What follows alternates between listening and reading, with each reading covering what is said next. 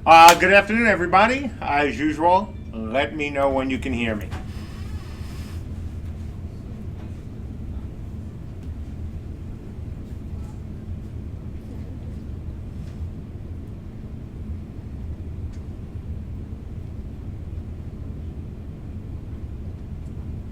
All right, you're good.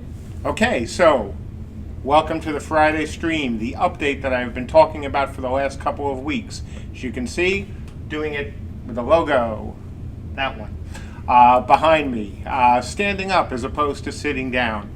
So this is going to be a different one. This is the one where I'm going to talk about the number 4. Why is that important to the game? Why is it important to the studio? First thing though, we're going to start with a public service announcement from the co-founder of the studio, my friend and partner, Andrew Meggs. After that, PSA. Then we'll be back to do the update. So, roll it.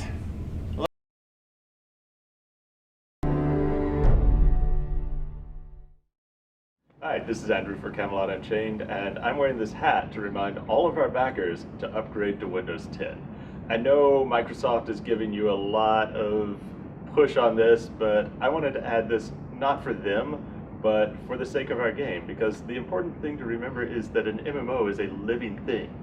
And even though our requirements at launch haven't moved, the game will run on Windows Vista and up, this game here has been around for 15 years, and there are a lot of things that we see adding over the 15-year plus potential lifetime of Camelot Unchained. And a lot of those things, whether they're DirectX 12 or VR or something we don't even know about, aren't going to be on your old version of Windows. And that's why I just want to remind all of you that for the next 6 weeks, while it's still free, go ahead and push the button, because again, even though it's not going to be a thing that'll affect you at launch, there will be features 1, 5, 10 years down the road that you won't necessarily get to have if you don't get on the upgrade train. So for the sake of the most awesome Camelot Unchained in 2026, click that button. Thanks.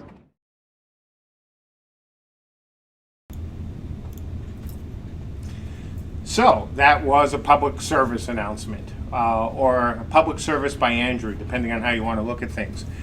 Folks, again, let me know when you can hear me, and I'll just wait for the signal.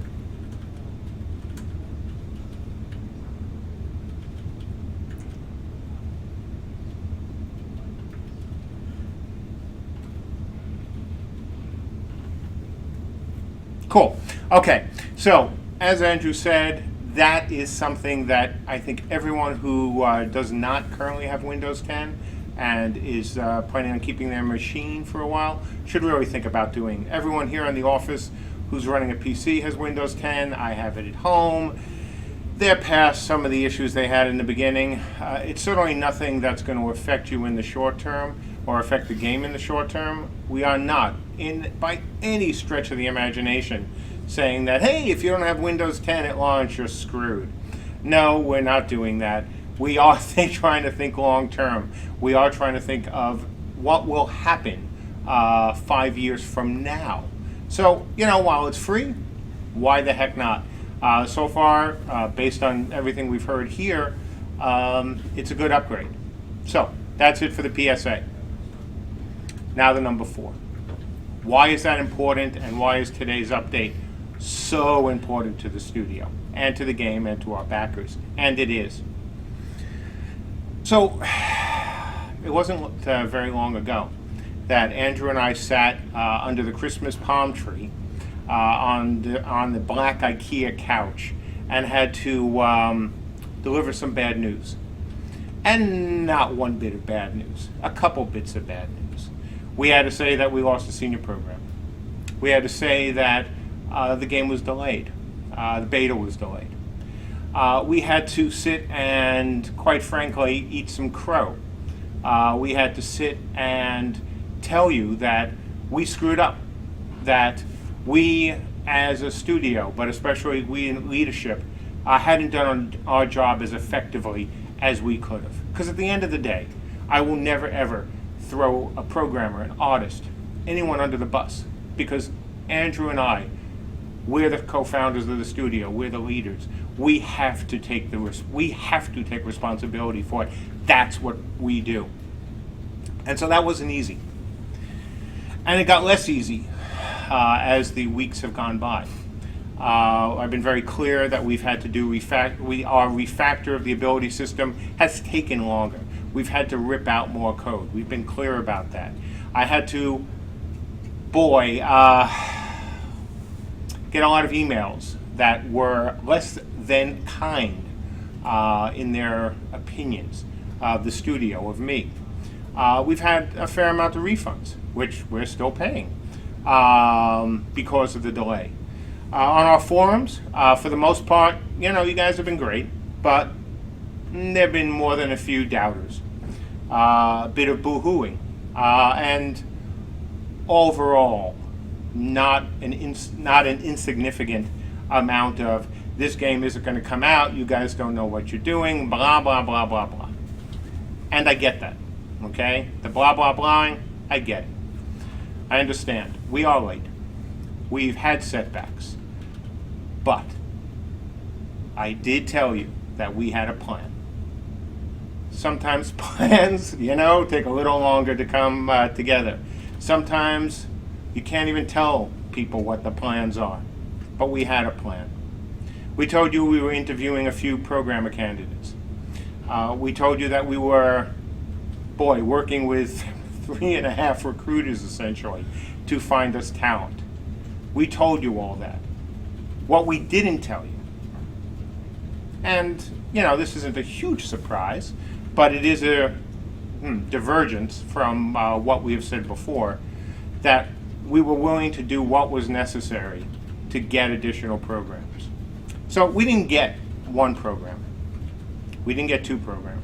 We didn't get 3 programmers. Of course, what did we get? 4 programmers.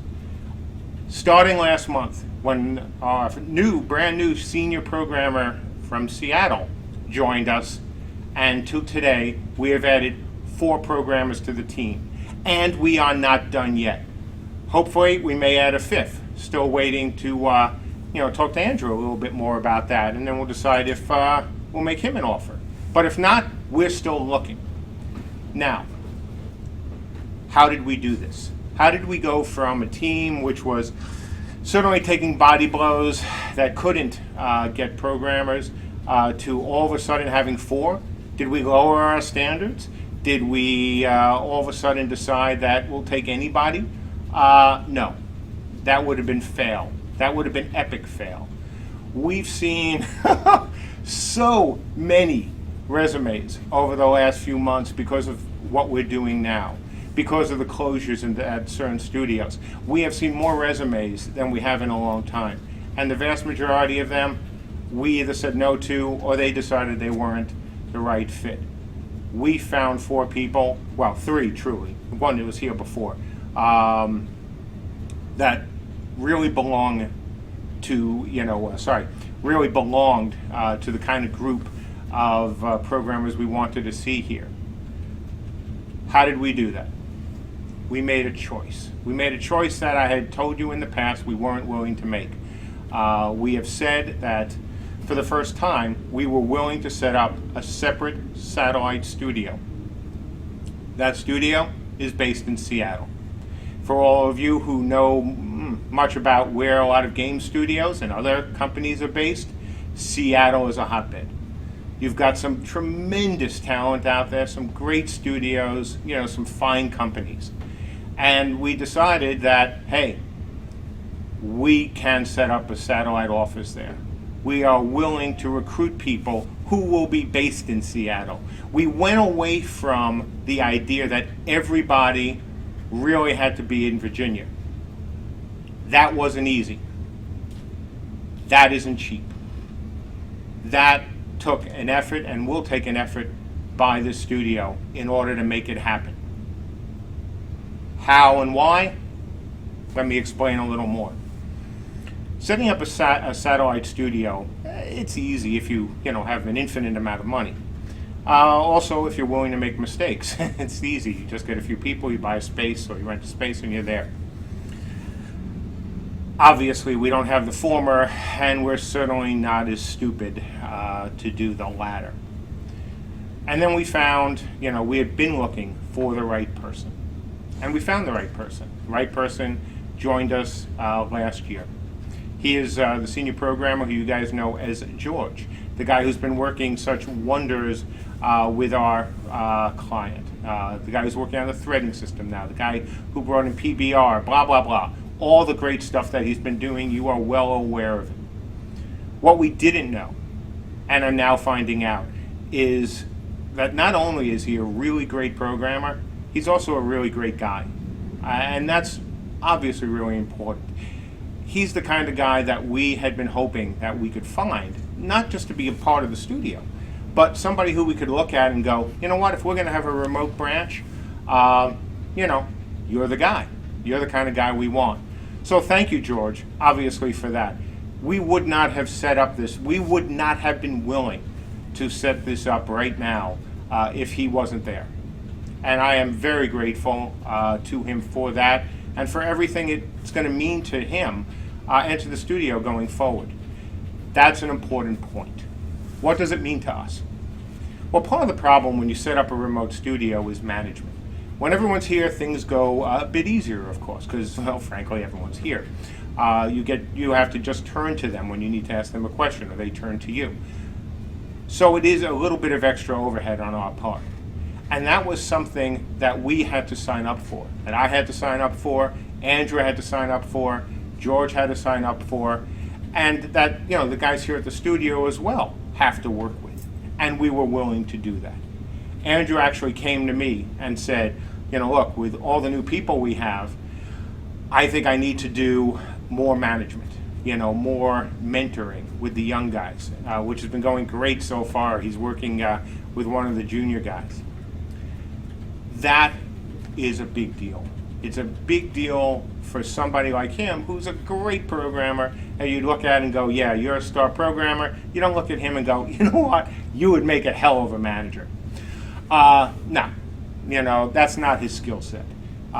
His skill set is doing great stuff, great architecture, great coding, and now mentoring as well. So I thank you, Andrew, for not only being willing to do that, but saying, hey, I think I need to do that. So that's great for the studio. In the short term, it means, of course, just a little bit of extra time we're going to spend to get these guys up to speed. But you know what? One of them is already up to speed. The gentleman who started last month. You've already seen some of his work. You've seen the cylinder morphing. We threw him into the deep end. We didn't say, hey, you know what? Start with something really easy. Why don't you just, make a simple change to the UI? No. We threw him into some really complicated code, and he responded beautifully. He's done great. I'm so happy that he's part of the studio. The junior programmer who we hired, who's only junior in terms of his experience in the game industry, we threw him in the deep end as well. Andrew gave him the terrain section of the terrain morphing, the procedurally generated terrain code to work on. A not simple bit of work, and he's already dived in enthusiastically. The third programmer we hired is now doing some server stuff, which is going to be very useful. And even the fourth candidate, the guy I told you had been here before, he was our intern last summer. Now he's almost a full-time programmer, and he's told us that he would love to join us when he graduates this year. And based on what we've seen so far, we can't wait for him to join us. So think about this, folks. A couple months ago, we lose one programmer, delaying beta. Now we have four more. We've increased the size of the programming team by almost 50%. Let that sink in for a moment. We've gone from 9 programmers to 13 programmers. That is a difference maker. So is the willingness to set up a studio in Seattle, because that means we'll have more access to talent than we had here in Virginia. And we aren't stopping. We are going to continue to look for more programmers. We're going to continue to try to grow the team, because that's what we need to do. And that is something that comes at a cost. Now, This is not a moment where let's see, put on a funny hat and do a telethon. No, none of that. Nor am I going to get down on my knees and beg for more money. What we did, what decision I made, was to talk to the other investor and say, look, I'm willing to put in more money to make this happen. And I said to her if she's willing to do the same. Fortunately, she said yes, because that's how much we believe in the game. That's how much we believe in the studio, and that's how much we believe that our backers are worth the effort. So, not an inconsiderable sum. It is a sum that we are willing to spend. That's not a problem. But the one downside of this is, for those who've been expecting new stretch goals for new art or anything like that, not in the short term. That's not going to happen. We are going to keep, like I said, spending on programmers. We're going to keep spending on hiring people here, hopefully, but also in Seattle. When we get one or two more, we'll even get an office for them. That's how dedicated we are to making this happen. That's the effort that I have promised you that we would always make for this game and for the studio and for you backers. We have been more transparent about everything that we have done as a company than any other Kickstarter-based game. You've known everything, good, bad, and different. You've known when we've let people go. You saw what we did with Genesee and gave her a proper, goodbye. Everything we have done has been in a manner that I hope you see and believe was as professional, as respectful, and as courteous as possible. That's how we want you to be treated. That's how we also want to treat our team. That's the effort we're making. This is a huge deal. For those of you who don't understand why it's a big deal, think about it a little bit more. Think about how this small team, underfunded compared to obviously big MMOs or, Star Citizen, but of course everything is kind of underfunded compared to Star Citizen, is willing to make that sacrifice, to do what it takes to make this game. That's what we're doing. Question is now, what will you do? Again, we're not asking for more money. This isn't a telethon. Magic hand. Sorry, went out of focus. Try coming an inch forward. There it goes. Excellent. We're not asking for that. What I'm asking you is, have we finally earned your trust? Have we finally earned your patience? Because based on some of the things I've been hearing over the last few months via email and via even on the forums, it's quite apparent that we haven't. That's what I'm asking for.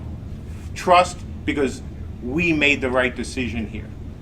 Not an easy decision, not a cheap decision, but the right one. The right one to guarantee that we are doing everything we can to make this game come out, to make it come out great, and to even make it come out maybe even faster than, certainly faster than some of you thought it was going to come out. Because this is what we promised. This is why you back someone like me who's made these games before, to make the right decision. Because this time, unlike other times, I'm not owned by anyone else. And we're doing that for you. Patience. I'm not saying everything's going to go right during the summer. Of course it won't. Things will happen. Some of them will be great, but I'm sure some of them will just go, oh, why did we do that? But that's how the process works. We have shown you that if you trust us, we will make the right decision. We have shown you that if you trust us, we will always treat you the way not only I want to treat you, but I want to be treated myself when I back a game. I hope after all this, after these 3 years where we have kept you informed, where we have done everything we can to do the right thing, that you will have that trust and patience as we begin in the next few weeks, the summer of streaming, where you'll see the progress we're making on the game, where you'll see and meet the new team members. Well, you'll see the other things that we hope to show you over the next few months. That's why this announcement is so big. It's all of this wrapped into one. I hope, boy do I hope, that you all agree with me. And I know not everyone will. There's always some who won't. But we have done the right thing, and we will always do the right thing when it comes to making this game.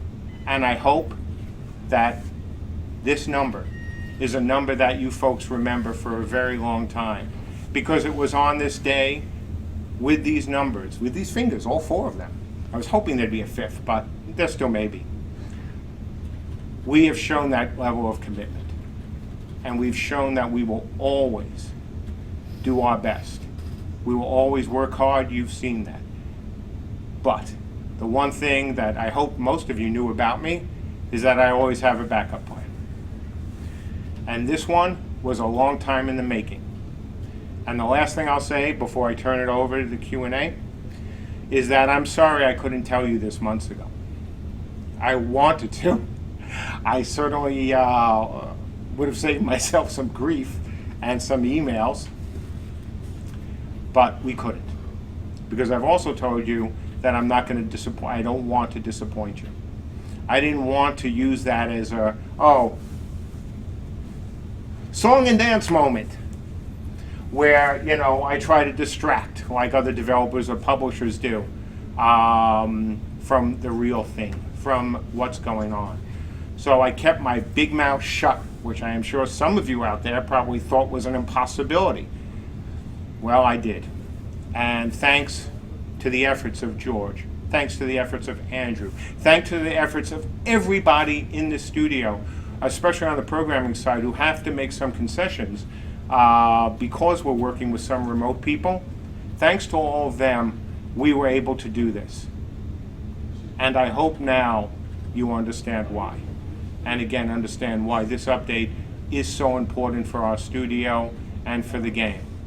And so with that, I will, as always, say thank you for your support.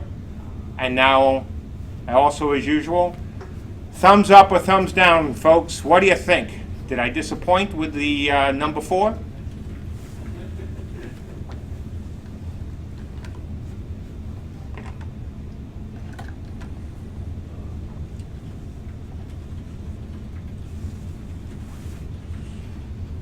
You're getting lots of ups.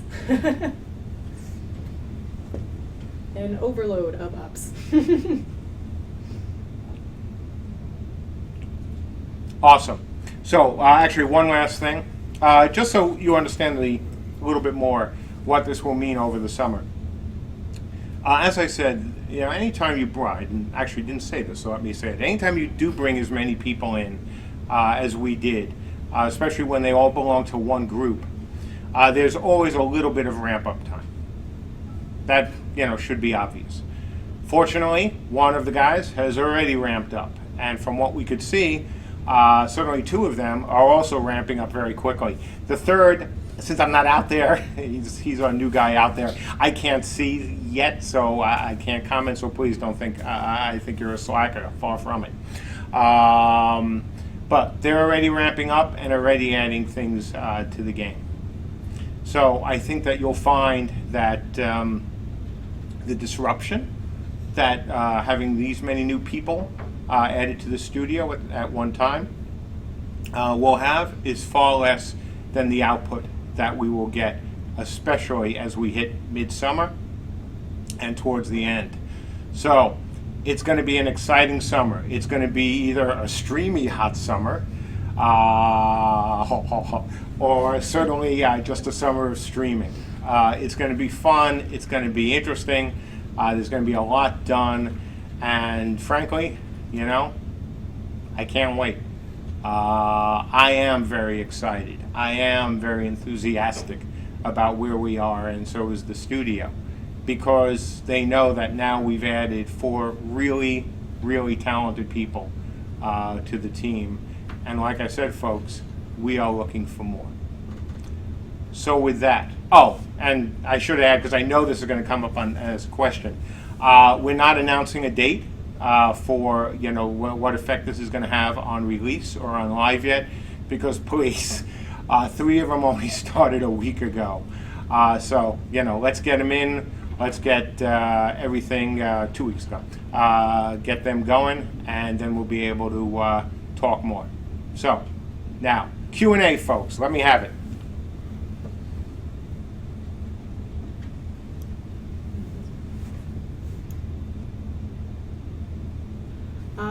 Question from Dagrin Rod. What is the team size? Not just programmers, but artists, etc.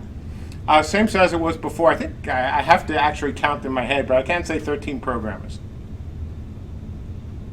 Okay.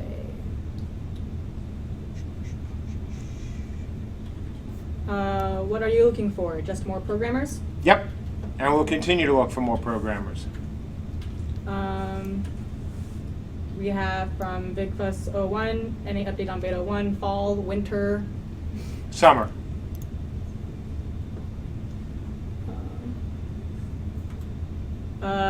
Question from Hellspry. Who from the current studio is moving out to Seattle, if any? Nobody right now is moving out to Seattle. The new people out there were all from Seattle. Because after all, that's the kind of, the perfect, right? New team member. Somebody who has just left or is willing to leave the comfort of their office to work out of the comfort of their home in the beginning, and then a comfort of another office where they currently are at. And given the size of the teams out in Seattle, both on the gaming side and also just engineering talent out there, so it's an excellent place to be. Okay, from A6, the Seattle office has already started, or will it be launched? They're still working out of their homes. When we get a couple more, then there'll be an official office. From La Toween, can you introduce the new intern? Yes, during the summer. We're going to talk, and this is the same intern, Garrett, who was with us last summer. Last summer he was more of a, I think I talked about how he was a surprise. He was my son's roommate up at school. Great guy. What we didn't know was that he was a better programmer than we expected. And he knows this. I've told him this. So this summer he is absolutely programming with us. He is being given non-typical intern tasks, and we expect not only for him to have a great summer, but also to rejoin us next year. From Daniel the Man, why wasn't this decision made earlier? Because it wasn't an easy decision, and like I said, we had to have the right person. Opening a satellite office, as anyone who's followed the development of games knows, doesn't always end well. There are costs, there are issues, there are problems with doing it. And it all starts with having the right person. Back at Mythic, we were, as far as I know, the first studio at EA who, when we were outsourcing, we actually put one of our people in the remote location, in that case China, because we believed that would speed things up. That would make it easier for us to work with the outsourcing company. And that actually worked really well, and after that, all of the studios, at least a lot of the studios at EA, thought, hey, what a great idea. And it's the same here. Setting up an office anywhere isn't easy. Setting up across the country, less easy. And setting up another office with the wrong person can be devastating. We wanted to make sure we had the right person, and we do. George is great. Love the guy. Wish he was here. Andrew and I wish they all could be here. But you have to do what is necessary. A few months ago, it became necessary, therefore we did it. It was that simple. From Hulky2, can you tell the names of the new programmers? Again, we'll introduce them all during the summer. From Maltazoid, what's the status of the rehabilitation? It's actually going quite well. There's I should have checked the forum poster's name. I apologize. But in the Summer of Streaming thread, there was a poster who had an absolutely brilliant analysis of what it's like to refactor something. How you go from just tearing stuff out and then finding there's more things to tear out, and then you start tearing out your hair and you end up like me, to all of a sudden when things start to come together. And now you start to feel like you're moving downhill in a good way and that you're picking up speed and momentum. We are getting to that point right now. So yes, things are going very nicely. And as I mentioned, one of those programs, the second senior guy out in Seattle, has been moved on to rehab as of this week to also help speed up the process. From Zoe is my dog. Are you worried about the cohesion between studios? Not at all. If we were going with a huge separate Seattle branch, 60 or more programmers, that's a real problem. We're not. The company's not that big and won't be that big in the short term. We have stand-ups 3 times a week usually. We talk all the time to these folks. So really not worried about the cohesion at all. And again, we have the right people. From Spike Druid, so what does this mean, not just for beta, but for launch? More classes at launch or speed to launch going to be the focus? Let's focus on getting the game out at what we've currently scoped before I talk about what we could get as bonus as we potentially hire more programmers. The key for us is delivering this game at the quality level you folks would like us to. That's what I'm focusing on and must focus on right now with these and additional programmers. From Adri_Cortesia, are you afraid that the team will grow too fast? Not at all. Again, if you look at what we've done, two of the programmers are out in Seattle, 2 are here. That's fine. Not a problem at all in terms of growth. Even if we added, let's say we got lucky and we added 4 more programmers, I still wouldn't be worried. We're still at a good number, right? Again, I've done this before. 25, 30, 35, those kind of numbers are fine. Things don't, at least in my estimation, you don't start to really break down communication-wise until you get a lot bigger than that. And since we have zero intention of getting, and truly like zero intention of getting bigger than that for launch, no concerns whatsoever. From Francis Courant, do you have an idea already on what those Seattle programmers will work on? Specific systems, etc.? Well, George is still doing the front end thing and threading thing, which we got a nice update this morning on. Brad, we mentioned, has moved over, was in the process, of moving over from that cylinder morphing stuff that he was working on, which was came out great, to rehab. And the other programmer is going to be doing serverish stuff.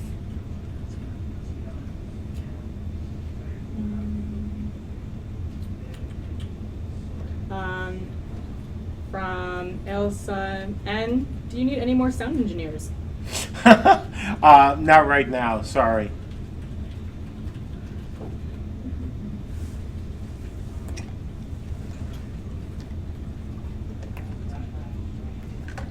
From A6, can you pay Jen more money and maybe she will stay? I'll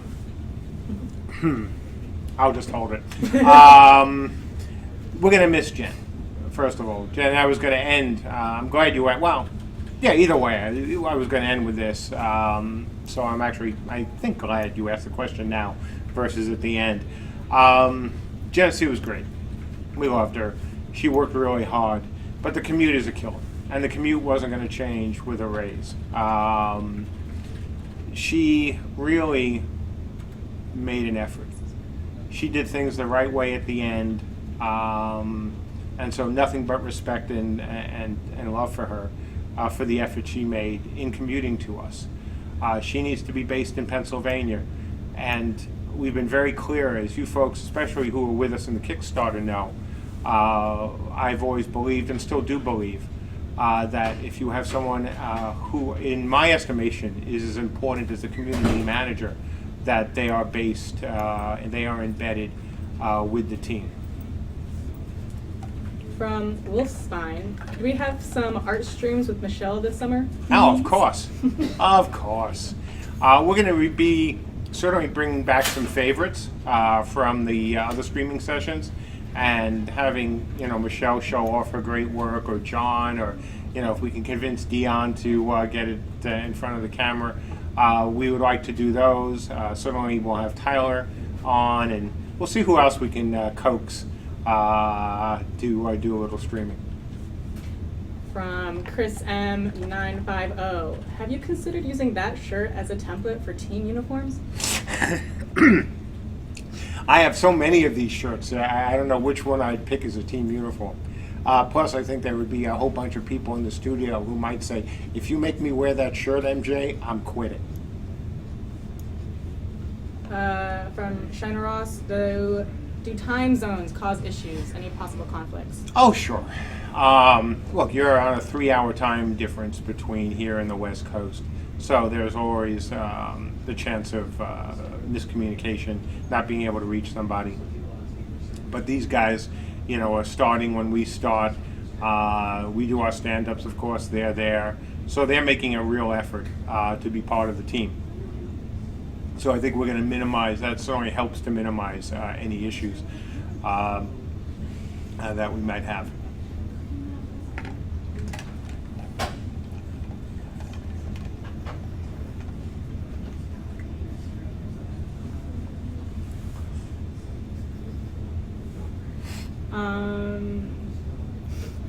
From Germbag, I've consciously avoided upgrading to Windows 10. Absolutely. This news is demoralizing at best. Well, look, it's not news. This is your choice. If you don't want to upgrade to Windows 10, it's not going to affect you at all for a launch. The question is, 5 years later or 3 years later, will it affect you? Well, how old will Windows 7 be if you're on Windows 7 by then? Andrew made a good point the other day when we were talking about this, how Windows 7 is now as old as Windows XP was when I think he said Windows 8 came out. So if you're a Windows 7 guy, you're really using a very old operating system. And if Microsoft and NVIDIA and other folks don't update drivers, that's obviously not our fault. Again, let me say 100%. You don't have to upgrade for this game. We're not making this a Windows Live or anything like that. Stick with the old operating system if you want. But understand that a few years later, then if Microsoft or NVIDIA or AMD stop supporting the old OSs, then that is obviously your problem. It's not ours. We don't write those drivers. So, that really is your choice. And especially when it's free, it's something to think about. But if you're, don't want to do it and aren't worried about, 5 years from now, then don't worry about it. Don't. There's no reason to upgrade then. But if you want to be thinking long term, Andrew advises that you do, only because he knows, and we all know, what's going to happen in terms of support of the older OSs. Like, obviously, by that point, Windows 7. From Tamanus, some amazing cube constructs. What are plans on benefits of building a church, a castle, a relic, etc., and how does one identify them in game? Well, building a church, if you're just building your own church, is not going to have any effect other than you have a cool structure. That's up to you. Rebuilding things that exist in the world, that will have a benefit. But if you decide to make something look like a church, a relic heap, a mosque, a synagogue, whatever, that's your choice. That has no effect on the game other than you built the structure. Tom Inquire, are there plans for Linux support? No plans at present for Linux support. Could this change? Anything's possible. But just as we said during the Kickstarter, our absolute focus is on delivering an engine that can kick ass, and to do that, we're focusing on the PC and PC Windows. Sorry.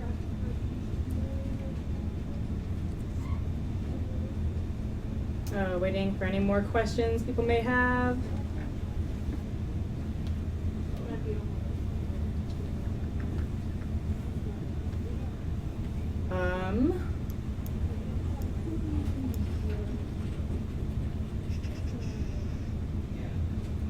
From Audrey_Cortez, what is the planned max programmer group size?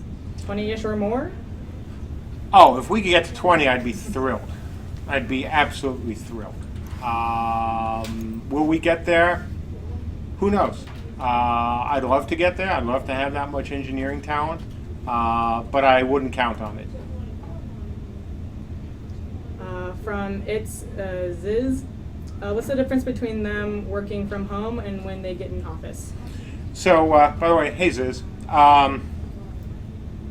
So there are advantages, obviously, of working together. You can just look over your shoulder. You can just, tap somebody and ask them a question. You can throw ideas out in a very casual manner. And that's obviously a lot harder than if you do that remotely. Even if you're double remotely, in the case of, say, some of the Seattle guys, where they're separated from each other and from us.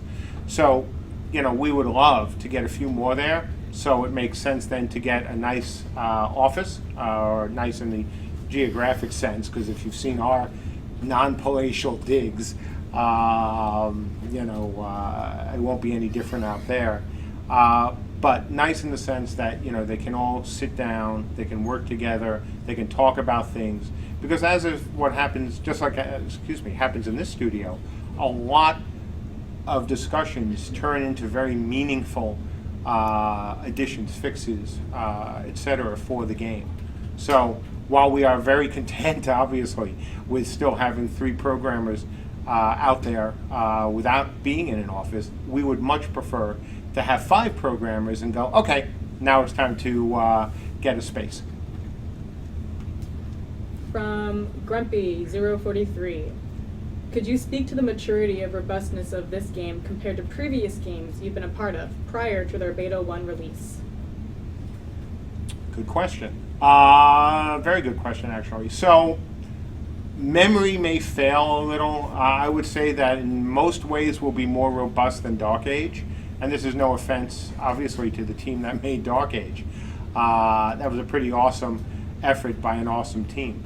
But the things that our engine's going to be able to do when we open Beta 1 compared to what we had to work with back then, I think that is a win for us. In terms of Warhammer, I would say probably Warhammer is fairly far ahead. Look, they and we already had an engine to work with. We already had a lot of tech that we didn't need to reinvent. We had the what was an awesome customer support system as well. So, I think it's safe to say it will not be as robust as that, but more than Dark Age, especially graphically. And I bet you can't believe I'm saying that, right? When you look at some of the pre-alpha video. Just wait.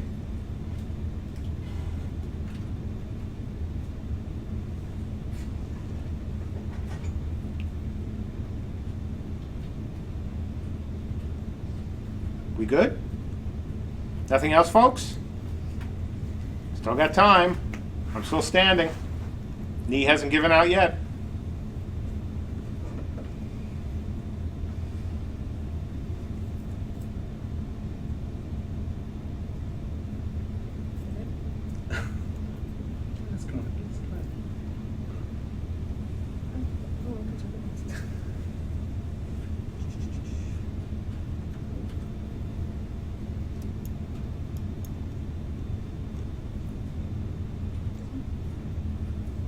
From Holy Spartan. Any expected time frame for more info / fleshed out classes beyond the concepts we have now?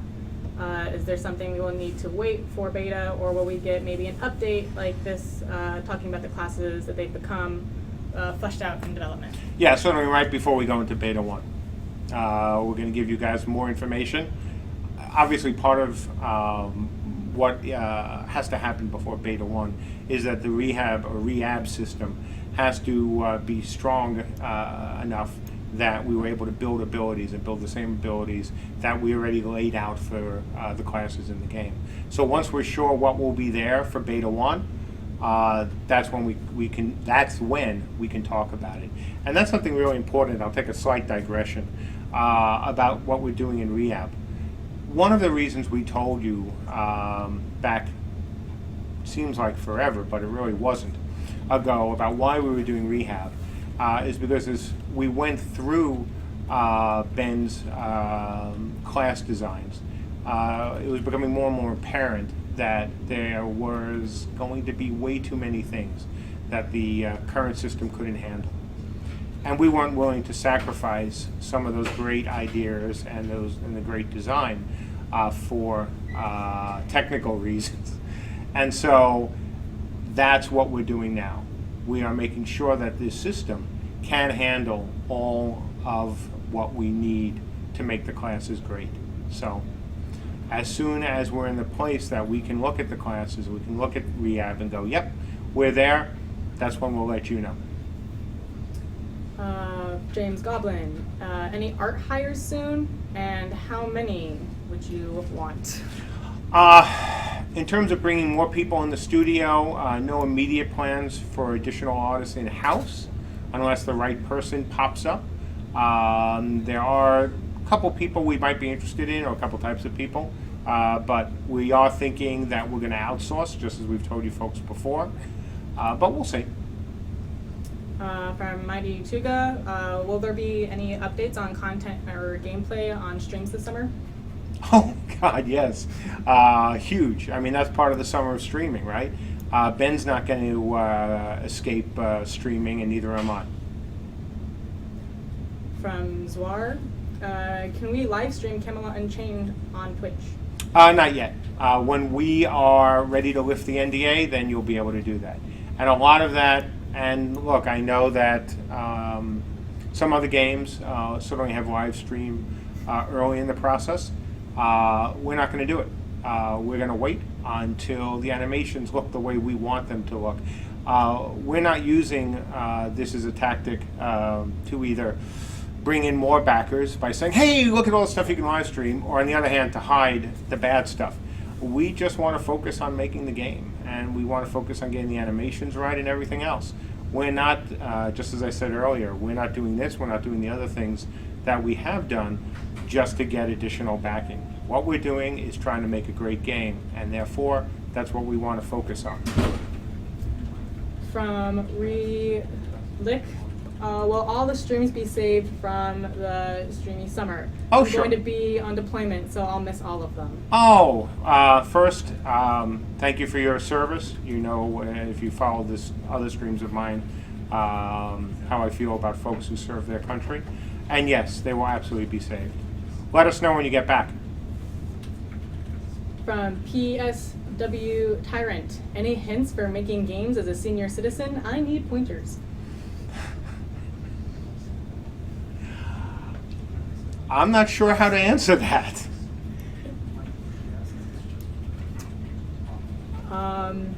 Will other roles be available in Seattle, like server guys, network guys, artists, etc.? Programmers.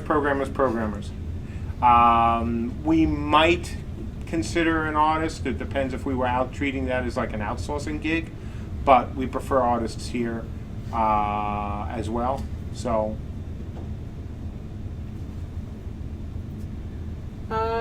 From Osiris, can we expect to have more features in Beta 1 with the addition of new programmers? No. Let's just say no right now and see what happens. I am not going down that path. I don't want to hype. I don't want to promise. As you've just found out, certainly I've kept my big mouth shut about what we were doing over the last few months and what has been in my head for longer than that. It's the same with any features or any bonus. Do I think there's a chance we'll get some things in? Sure, of course. Will I promise? Not at all. Our focus is getting the beta out that beta 1, out that we said we wanted to get out to you. That's the only thing that we could focus on right, or the only thing we should focus on right now. We could obviously do the others. From Tesseract, will you at some point be hiring for internal quality assurance / bug testing and not solely relying on the community? Oh yeah, how many? I have no idea. We think that we have a great community who can do a lot of the work, but at some point we'll want to have somebody here, if nothing else, to head up the efforts of the community, just as we have, like with JB doing the mod squad and what I'll be doing with the Builders Brigade, that sort of thing. From Sacrix? Sacrix. When Beta 1 starts, will you lay out new plans for a game's timeline towards launch? I hope so. I think that would be a logical thing to do.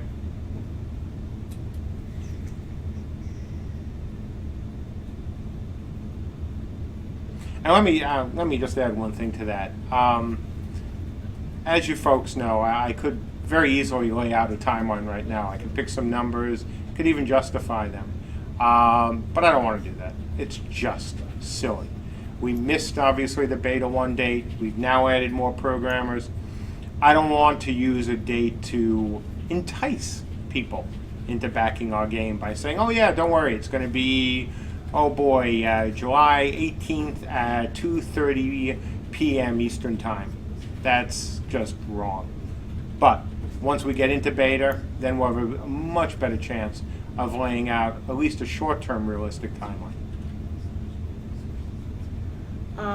From By Design 01, why do you think Unchained can position itself when MMOs have struggled to find their audiences? Define struggle. So, if you look at all the MMOs that have been released in the last couple of years, some of them have done quite well.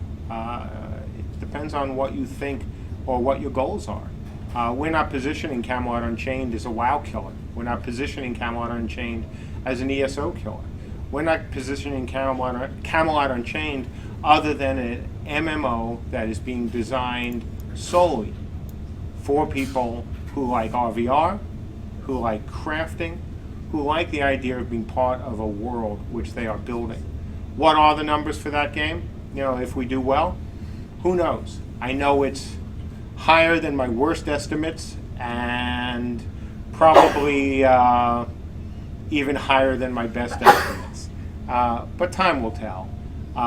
Again, we're not worrying about trying to get 500,000 subs or 1 million or 10 million. So if you look at the games that have launched, the MMOs that have launched in the last few years, I don't think anybody can look at them from a financial standpoint and say none of them have succeeded. Some of them may not have succeeded as well as they would have liked, but our expectations are low. We hope to overachieve. From Beard Chug, when will the summer of streaming be starting? Any dates? Hopefully before the end of the month. Next week we're going to be sitting down and laying things out. So we've been a little preoccupied, especially me, especially Andrew and I, over the last month or so. And I can't stress that enough. We've gone through so many resumes and so many interviews. We've had to take a lot of time doing this. This wasn't something that, like I said, came either cheaply or easily. It was a lot of work, and one of the nicest things about hiring these folks is that now I don't have to worry about spending, and neither does Andrew, spending as much time as we have on the resumes, on the interviews, etc. From GG Nappy, how does the game determine what faction occupies a piece of land on the map? Well, the game doesn't, you do. We'll be starting with the world obviously broken up into pieces. Some of those pieces will be owned by the realm when it starts, and then the rest is up to you folks. You have to take it over. You have to hold it. You have to build on it. Get to say, that's not my job. That's not my job. From Patrimos, when will we get to listen to DB's soothing voice again? During the summer of streaming.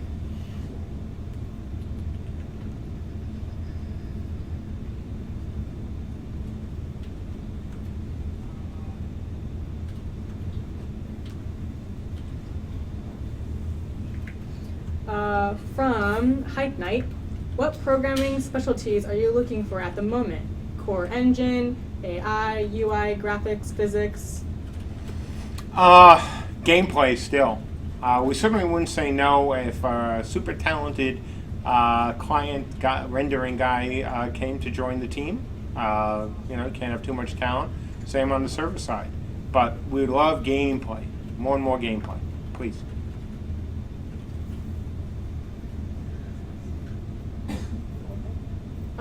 From A6, can you make a special streaming season about the status from the ability system in the near time? Sure. That's absolutely something we're going to do. No, absolutely no question about it.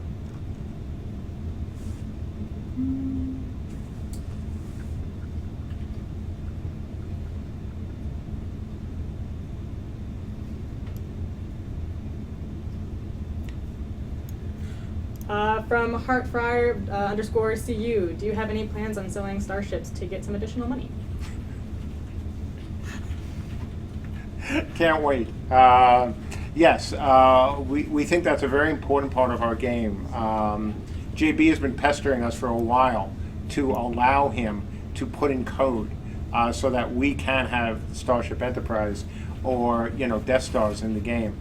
So that's part of the 4. I didn't tell you the whole truth. The 4th part is we're announcing a deal with LucasArts and with Paramount. We even got one with Ridley Scott. So everything you're going to see from us in terms of art over the next couple months will be spaceships. Thanks for the question. I love it. Good one. From Muggin, is there going to be any PvE in this game? One of my favorite memories of the old Dark Ages of Camelot was grouping up with friends to take down high-level mobs and sometimes make it out of a dragon raid. So we've been very clear from the beginning that this is not a PvE leveling game. Trying to sell the concept of a hardcore RVR game and a hardcore PvE game for the low price of the budget that we put forward would have been one giant ton of BS. So no, there isn't going to be PvE leveling. However, we've said also that we will have PvE in this game. Crafting is PvE in many ways. We will have things in the depths that will count as PvE. There'll be other things in the world that will count as PvE. But PvE leveling, the idea of following a quest chain, the idea of spending all your time beating on mobs instead of beating on other players in order to level your character, we're not going to be able to do that. I can't and won't lie to you folks about that. But there will be plenty of things to do that just don't involve solely going out into the woods and hitting other players over the head with sticks. Okay, guys, just so you know, I'm going to give you a 5-minute warning. Is there a worry that George may get bogged down with management stuff in Seattle instead of focusing on his primary skill set? Sure. It's the same with Andrew. That's the nice thing about having both Andrew and George. If George was the only one who had to manage people, especially from Seattle, then that would bog him down. Same holds true here. If Andrew can only manage and not do software architecture and not do other things in the studio, that would obviously take out time. But at the end of the day, what's important is it a delta gain? What is the gain of having these additional programmers? Does it outweigh what we're going to be losing in terms of some additional management? Absolutely, it absolutely is worthwhile, especially in the long term. Because as you all know, it doesn't matter whether you're starting as a programmer or if you're starting, as a line cook somewhere. As you learn about where you're working, as you learn what your responsibilities are, as you learn the procedures, you need less and less help because you're now an experienced member of the team. And that will free up guys like Andrew and George. And by the way, it's not just them. It's the other programmers here as well who have to mentor and have to help, the young guys. JB is working closely with Garrett. Mark is working with Colin. And we'll be working with Brad. So is Tim, working with other programmers. So it's everybody making the effort, which is why I said earlier, I thank the entire team, and not just the programmers. We're all involved in this. From Chris M950, will there be expansions in Camelot Unchanged, and will FNF return? Yes to both. We've talked about extender packs, and we've also talked about expansion packs. Both are confirmed, and absolutely the FNS will return. As soon as we get enough of the new ability system in, the FNFs return. That's the point of them, and we look forward to having them again. A lot. Will there be streams from Seattle this summer as well? That's up to those guys, but I don't see why not. And by the way, as you guys who followed our streams in the past know, I don't force anyone to stream. So if guys like George want to do some streaming, fantastic.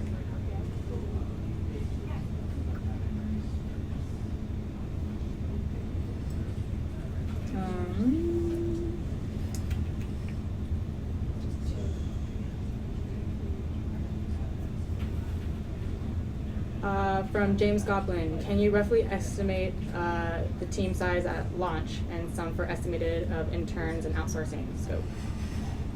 That really depends. I mean, I know we'll be more than 30 at launch. How much more than 30, I don't know yet.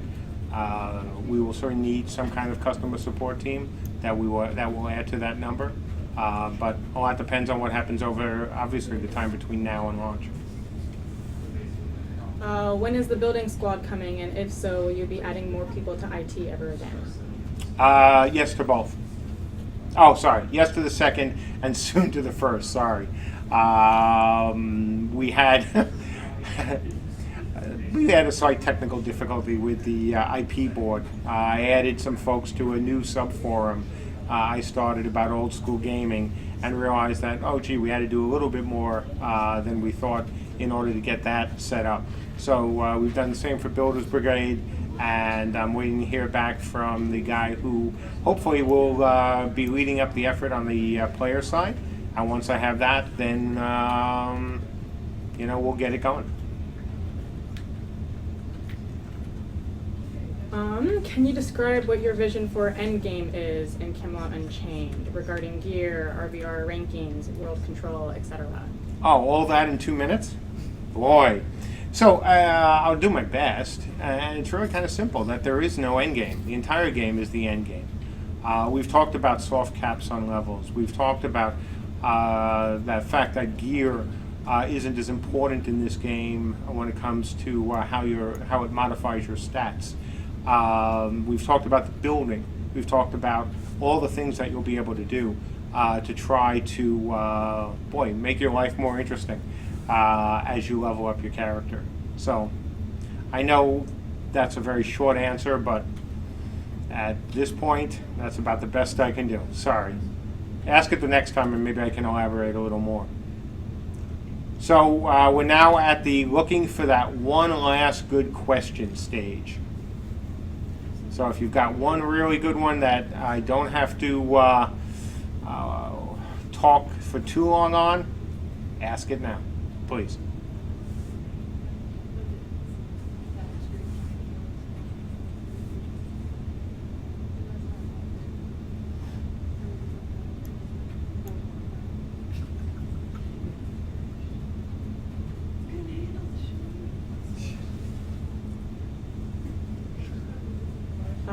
Will the primary focus of Camelot Unchained be fostering combat?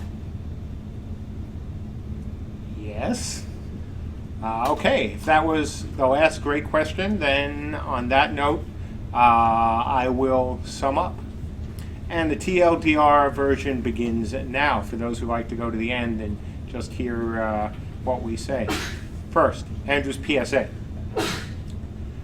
For those of you who haven't listened to it, he's suggesting, and I agree, that if you're looking at this over the long term, if you want to take advantage of Microsoft, and by the way, we have no relationship from Microsoft whatsoever. As those who know my history know, I'm not on the Christmas card list right now.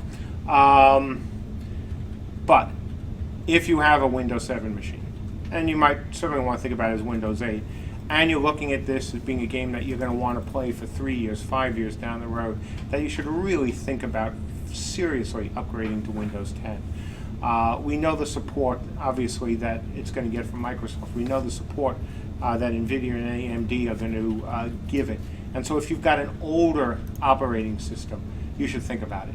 Will it affect you now? For us, not at all. Zero chance of that in terms of any of the drivers that we're using, for the later OSs. That are associated with it later OSs. We're not planning on putting in Windows-specific features, Windows 10 specific features, so that people who don't have it will be screwed. It's not like that at all. It's just that there's a couple of weeks before they stop their free upgrade offer. So it's worth thinking about. It's worth thinking about really seriously. And that's Andrew's PSA. Again, so important. It will not affect you in terms of anything we do for this game at launch. That's not what we're saying. We're not hinting at it. I'm not doing a tease or foretelling anything like that.